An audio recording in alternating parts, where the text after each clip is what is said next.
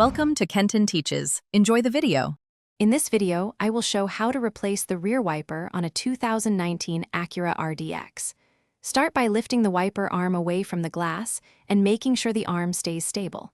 Park on level ground and apply the parking brake for safety.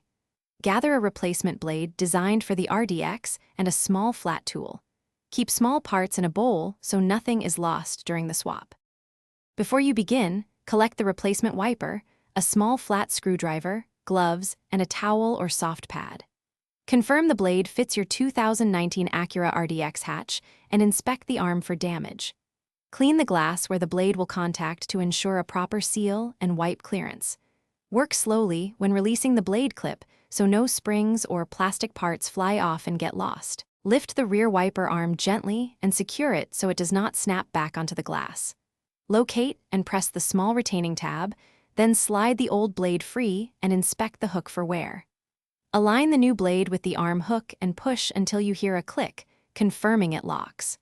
Lower the arm slowly to the glass and test the wiper to verify smooth operation and proper contact.